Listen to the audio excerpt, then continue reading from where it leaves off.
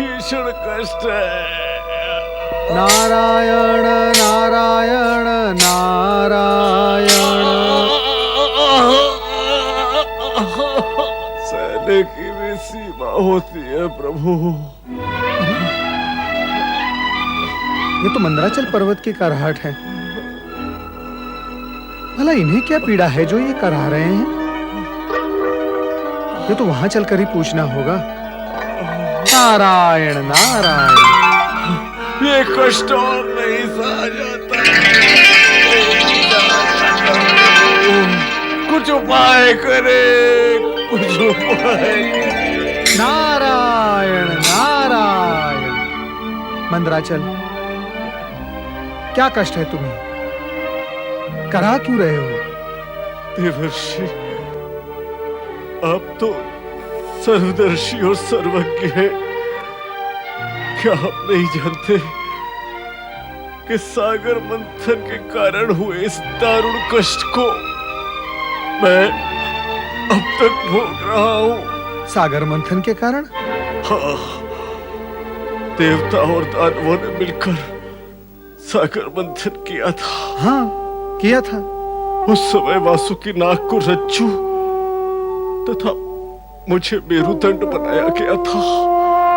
ये तो आप भली भांति जानते हैं। हाँ, जानता हूं मैं मंदराचल, मैं जानता हूं। किंतु उस घटना को घटे तो कई युग बीत चुके हैं। इस समय वो प्रसंग कैसे आया और उसका तुम्हारी कराहट से क्या संबंध है? संबंध है देवर्षि, संबंध है। ये देखिए, वासुकी नाग के घर्षण से मेरे शरीर की क्या दशा हो गई है देवर्षि। घर्षण से सारी त्वचा छिल गई है और विष मेरे शरीर में प्रवेश कर गया है। उस विष का दाह अब तक मेरे शरीर को पीड़ित कर रहा है। ऋतु परिवर्तन के साथ ये पीड़ा रहकर उभरने लगती है और तब ये कष्ट मुझसे सहा नहीं जाता देवर्षि। शरीर की पीड़ा कराह बनकर बाहर आने लगती है। शिव शिव शिव शिव शिव शिव शिव शिव। हृदय विदारक, हृदय विदारक। मेरा विचार था कि भगवान भोलेनाथ ने समुद्र मंथन से उत्पन्न विष पी लिया और नीलकंठ बन गए तो जगत की समस्त विष बाधाएं दूर हो गई होंगी। किंतु तुम अब तक उस विष से पीड़ित हो, यह तो स्वप्न में भी कोई सोच नहीं सकता था। नारायण नारायण। परंतु आप तो प्रत्यक्ष देख रहे हैं। मैं तो इसे अपना सौभाग्य समझता हूँ कि आप स्वयं यहाँ आए और मेरी दुर्गति से परिचित हुए। अब कृपा करके इस पीड़ा से मुक्त होने का कोई उपाय बताएं। अब और ये पीड़ा मुझसे सही नहीं जाती। मंदराचल, जगत की भयंकर से भयंकरतम पीड़ा भगवान भोलेनाथ की आराधना से दूर हो जाती है। मुझे तो आश्चर्य इस बात का है कि तुम्हें यह सत्य कैसे ज्ञात नहीं और तुमने भगवान भोलेनाथ की आराधना अब तक आरंभ क्यों नहीं की? शिव आराधना? हाँ मंदराचल, शिव आराधना। पर तुम करते भी कैसे?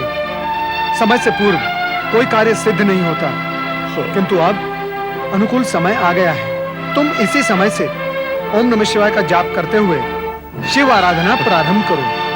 मुझे पूर्ण विश्वास है नीलकंठ तुम्हारा एक कष्ट अवश्य दूर करेंगे। इसीलिए मैंने कहा कि मेरा सौभाग्य आपको यहाँ तक ले आया है देवर्षि। मेरे कष्ट निवारण का उपाय बताकर आपने मुझ पर बहुत बड़ा उपकार किया है। मैं सदा सर्वदा आपका आभारी रहूंगा। मंदराचल, आभारी तो तब रहना जब इस भारी पीड़ा से मुक्त हो जाओ। इस समय तुम भगवान भोलेनाथ की आराधना तुरंत आरंभ करो। मेरी शुभकामनाएं तुम्हारे साथ है। भगवान भोलेनाथ की आराधना में तुम अवश्य ही सफलता प्राप्त करोगे। नारायण नारायण।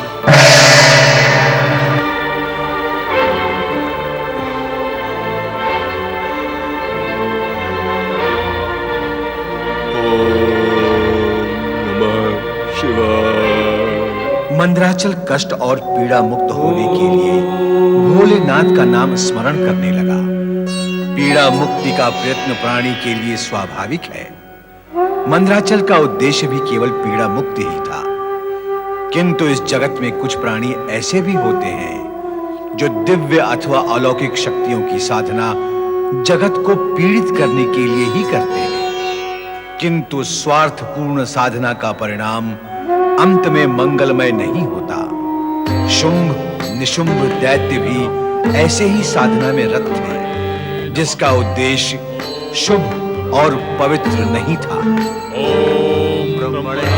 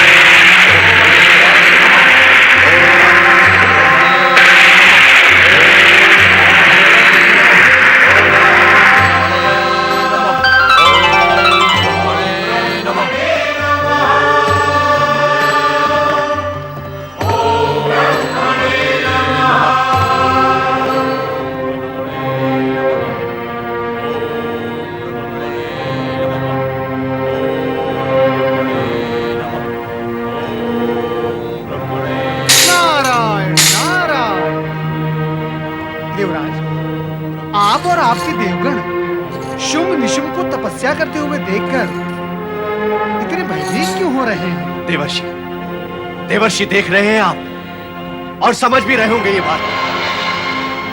फिर भी प्रश्न कर रहे हैं आप। नारायण नारायण।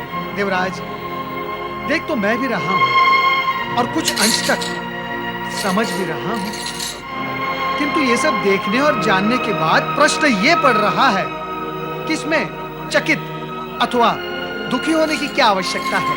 आपको ना सही देवर्षि, किंतु हमें तो दुखी, चकित एवं भयभीत सभी कुछ होने की आवश्यकता है। पर क्यों देवराज?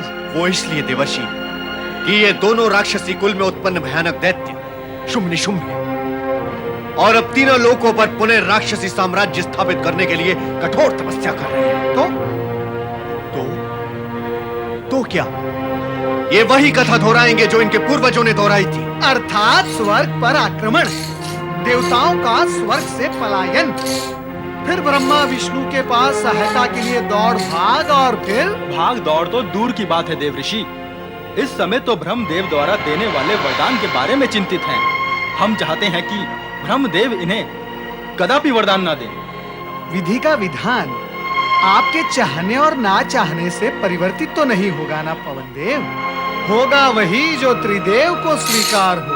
नारायण। सुने देवर्षि, कृपया सुने। आप भी हमारे साथ ब्रह्मलोक चलकर ब्रह्मा जी से प्रार्थना करें। मैं ब्रह्मलोक चलूं और परमपिता ब्रह्मा जी से यह अनुरोध करूं कि वे शुंभ निशुंभ को वरदान ना दे? नारायण नारायण।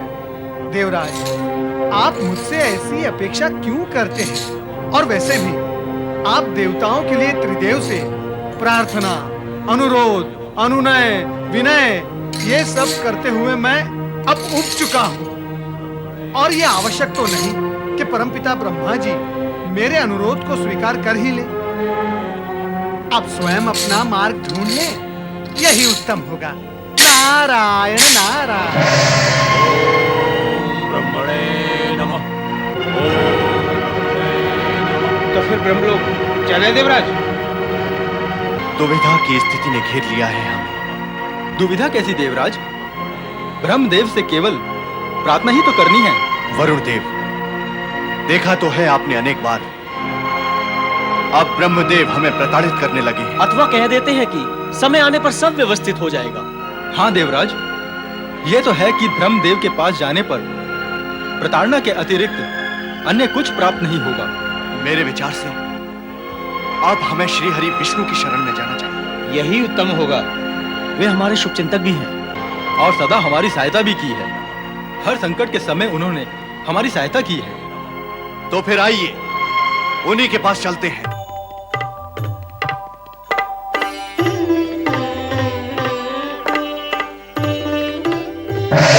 नारायण नारायण। श्री हरि, मैं यहाँ हूँ और नारायण नारायण भी मैंने ही बोला है। माता लक्ष्मी तो सदा आपके पास होती हैं। उन्हें आपका नाम लेकर आपको पुकारने की कोई आवश्यकता नहीं होती। नारद, ये सब तो हम जानते हैं, फिर हमें क्यों बता रहे हो? नारायण नारायण। वो इसलिए श्री हरि कि मेरे नारायण नारायण पुकारने पर आपने मेरी ओर नहीं, माता लक्ष्मी की ओर देखा। नारीश्वर और पुरुष स्वर के अंतर का ज्ञान है हमें नारद। इतना तो मैं भी समझता हूँ श्री हरि, फिर आप मुझे क्यों बता रहे हैं? नारायण नारायण। इसलिए बता रहा हूँ कि तुम्हारी पुकार सुनकर मुझे तुम्हारे आने का ज्ञान हो गया था, किंतु मैं देवी लक्ष्मी का श्रीमुख देखने के पश्चात ही तुम्हारी ओर देखना चाहता था। ऐसा क्यों प्रभु? कहते हैं कि देवी लक्ष्मी का श्रीमुख देखने के पश्चात शुभ समाचार ही प्राप्त होते हैं। कहो, क्या समाचार लाए हो? आज मैं समाचार नहीं, प्रश्न लेकर आया हूँ। नारद, तुम जब भी आते हो प्रश्न और समस्या ही लेकर आते हो, कभी शुभ समाचार तो लाते नहीं। शुभ समाचार? नारायण नारायण। श्री हरि, जहाँ पर माता लक्ष्मी का वास हो, जहाँ शुभ ही शुभ हो, वहाँ शुभ समाचार आते नहीं, वहाँ से जाते हैं। नारद, तुम तो विश्लेषण और विवेचना के चक्कर में पड़ गए। पूछो, क्या प्रश्न है तुम्हारा? प्रश्न एक तो है नहीं, अनेक है। सोचता हूँ किस विषय से प्रारंभ करूं। अब आप ही बताएं कि मैं पहले कौन सा विषय पूछूं। मंदराचल के विषय में, शुंभ निशुंभ के विषय में, अथवा भयभीत चिंतित देवताओं के विषय में? नारद, ये तीनों ही प्रश्न एक दूसरे से जुड़े हुए हैं। एक प्रश्न करोगे तो तीनों का उत्तर प्राप्त हो जाएगा, किंतु आज हम किसी भी प्रश्न का उत्तर नहीं देंगे और न ही कोई भविष्यवाणी करेंगे, केवल संकेत मात्र ही देंगे। ऐसा क्यों प्रभु? ऐसा इसलिए नारद कि भविष्यवाणी करने से भविष्य की घटनाओं के बाद या तो भयभीत हो जाते हैं या फिर निश्चिंत, और प्रभु को ये दोनों ही इष्ट नहीं है। इसलिए केवल संकेत से ही संतुष्ट हो जाओ। केवल संकेत से ही? चिंता का कारण क्या है नारद? तुम्हें संकेत भी मिल जाए तो तुम खलियान से खेत तक पहुंच ही जाते हो। सुनो नारद, संकेत सुनो। महादेव शीघ्र ही मंदराचल की पुकार सुनकर उसके कष्टों का अंत करेंगे, पर ब्रह्मदेव भी शुंभ निशुंभ को वरदान अवश्य देंगे, परंतु वरदान प्राप्ति से पूर्व शुंभ निशुंभ को कठोर तप करना होगा। अब शेष विषय रह जाता है देवताओं के भय और कष्ट का अंत करना। तो सुनो नारद, जैसा ब्रह्मदेव का शुंभ निशुंभ को वरदान देना निश्चित है, तो ये भी निश्चित ही समझो कि पालनहार श्री हरि विष्णु की जय हो, माता महालक्ष्मी की जय हो। पधारिए देवराज, आप ही के विषय में चर्चा हो रही थी। माते, जो लोग अत्यंत सुखी होते हैं उनकी चर्चा होती है, अथवा जो लोग अत्यंत दुखी होते हैं उनकी चर्चा होती है। देवराज, आपके उद्गार से आपके दुखी होने का आभास होता है। श्री हरि, जो चिंतित है वो दुखी तो होगा ही। देवराज, मैंने आपकी चिंता की सूचना श्री हरि को दे दी है। अब आप कहें जो कहना है। श्री हरि, देवराज की चिंता का कारण है वो दुष्ट राक्षस शुंभ निशुंभ। प्रभु, ऐसा कुछ उपाय करें कि उन दुष्ट राक्षसों को वरदान ही न प्राप्त हो सके। तभी देवराज और हम चिंता मुक्त हो सकेंगे भगवान। नारद, हमने इस विषय में तुमसे जो कुछ भी कहा है वो सब देवराज को बता दो, जिससे इनकी समस्या का समाधान हो सके। मैं बता दूं? मैं? नारायण नारायण। श्री हरि, आप क्यों मुझे व्यर्थ ही धर्म संकट में डाल रहे हैं? जो कुछ कहना है आप स्वयं ही बता दें। आप दोनों को धर्म संकट से मैं उभार लेती हूँ। देवराज, प्रभु ने कहा है कि शुंभ निशुंभ ब्रह्मदेव की आराधना कर रहे हैं, इसलिए प्रभु इसमें कुछ नहीं कर सकते। किंतु यह भी सत्य है कि ब्रह्मदेव शुंभ निशुंभ को वरदान देने से स्वयं को रोक नहीं पाएंगे। अब हम क्या करें श्रीहरि? देवराज, श्रीहरि को जो कहना था वो कह दिया। अब आप सभी अपनी दैवी शक्ति का उपयोग करके अपना मार्ग स्वयं खोजें। और हां, यह अटूट सत्य ना भूलें कि भगवान भी उन्हीं की सहायता करते हैं जो अपने मनोबल के आधार पर स्वयं की सहायता करने के लिए तत्पर होते हैं।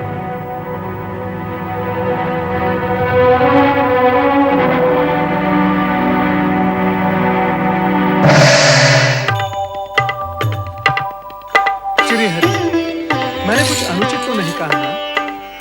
सत्य तो यह है नारद कि आज तुमने और देवी लक्ष्मी ने हमें कठोर शब्दों का प्रयोग करने से बचा लिया, इसलिए तुम दोनों ही हमारे धन्यवाद के पात्र हो।